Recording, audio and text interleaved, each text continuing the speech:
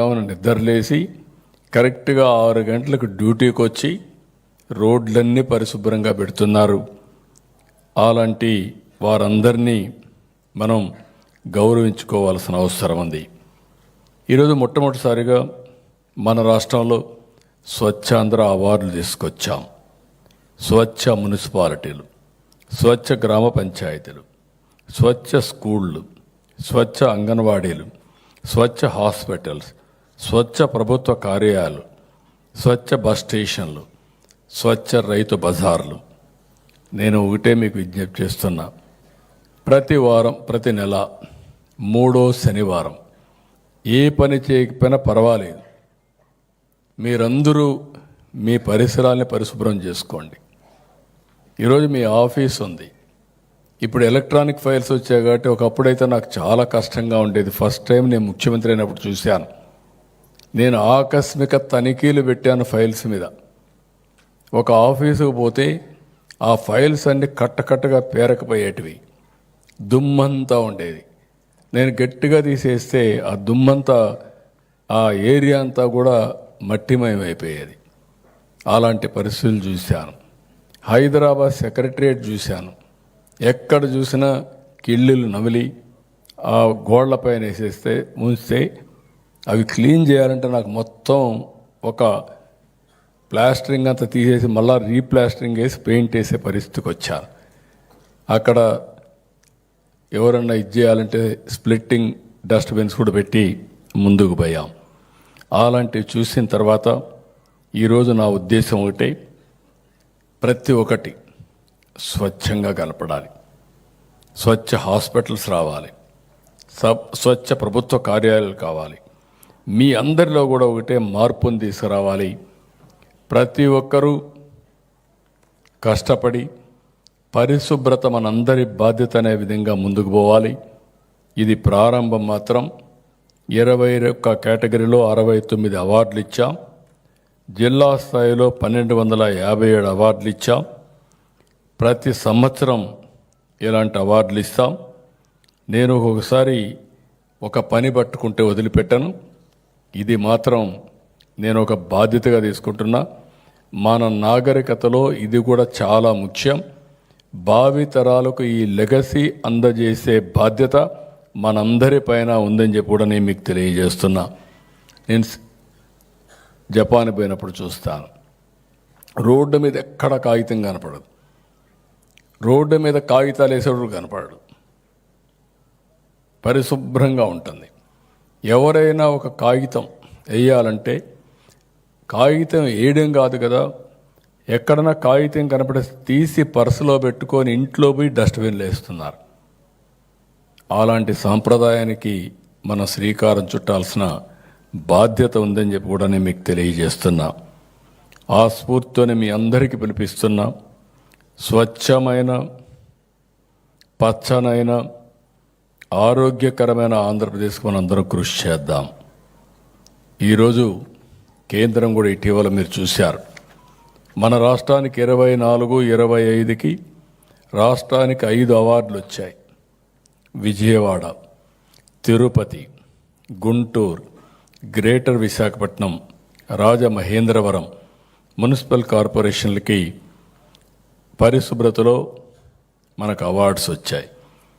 జాతీయ స్థాయిలో special category ministerial అవార్డుని విశాఖ నగరం, రాష్ట్ర స్థాయిలో మినిస్ట్రియల్ అవార్డుని మహేంద్రవరం దక్కించుకున్నాయి. స్వచ్ఛ సూపర్ లీగ్ సిటీలుగా విజయవాడ, గుంటూరు, తిరుపతి నగరాలు ఎంపికనాయి.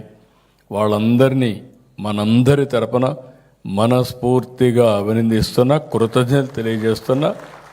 నెక్స్ట్ టైం అన్ని అవార్డులు మనకే రావాలి, వస్తాయని కూడా నాకు ఆశ ఉంది. ఏం డౌట్ లేదు, అన్ని అవార్డులు మనకే వస్తాయి.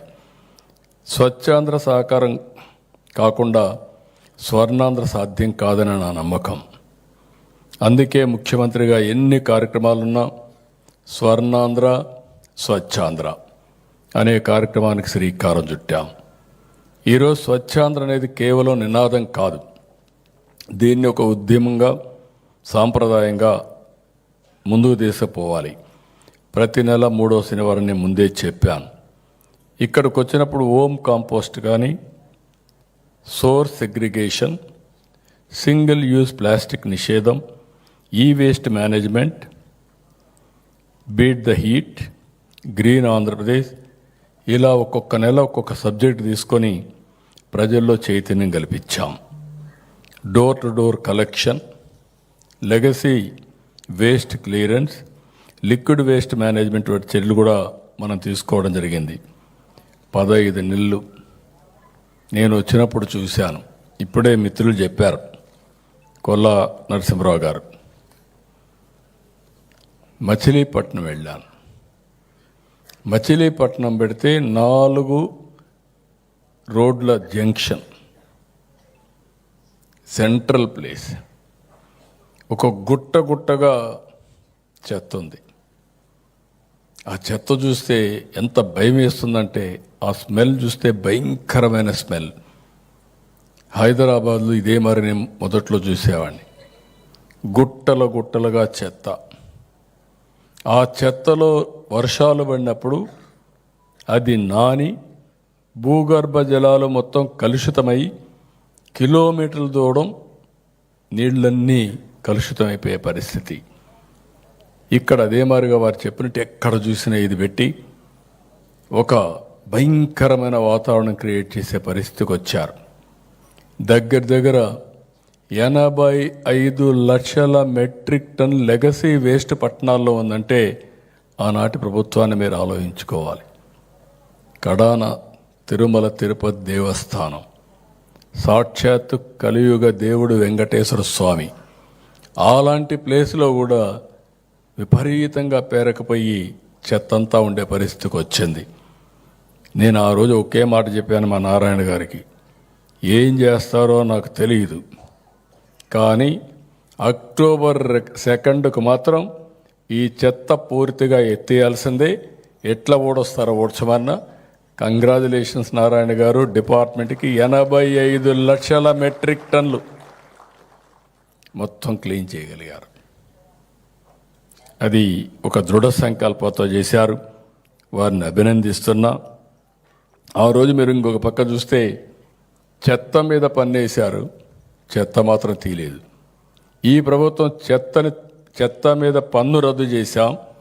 టోటల్గా ఉండే చెత్త తొలగించిన ఘనత ఈ ప్రభుత్వాన్ని మీ అందరి సహకారంతో. ఇంకా కూడా కొద్దిగా ఉంది. నేను ఒకటే డిపార్ట్మెంట్ కోరుతున్నా, రేపు రాబోయే రోజుల్లో ఈ సంవత్సరం పూర్తి అయిపోయి ఎక్కడ కూడా చెత్త అనే మాట లేకుండా జనవరి 1కి జీరో వేస్ట్ రాష్ట్రంగా తయారు చేసే బాధ్యత డిపార్ట్మెంట్ది, మీ అందరిది అని చెప్పి మరొక్కసారి ఇక్కడే మీ అందరికీ విజ్ఞప్తి చేస్తున్నా. 8,814 గ్రామాలని ODF ప్లస్ గ్రామాలుగా మనం ఏర్పాటు చేసుకున్నాం. 6 జిల్లాలని ODF ప్లస్ జిల్లాలుగా, మోడల్ జిల్లాలుగా మనం ఇప్పటికే ఏర్పాటు చేసుకోవడం జరిగింది. ఈరోజు మన దగ్గర పొడి చెత్తను సేకరించి వారందరికీ నిత్యావసరం తిరిగి ఇచ్చేలాగా స్వచ్ఛ రథాన్ని ఏర్పాటు చేశాం. ఈ నెలాఖరికి 100 స్వచ్ఛ రథాలు వస్తున్నాయి. 100 మండలాల్లో ఇవన్నీ తిప్పే పరిస్థితి వస్తుంది.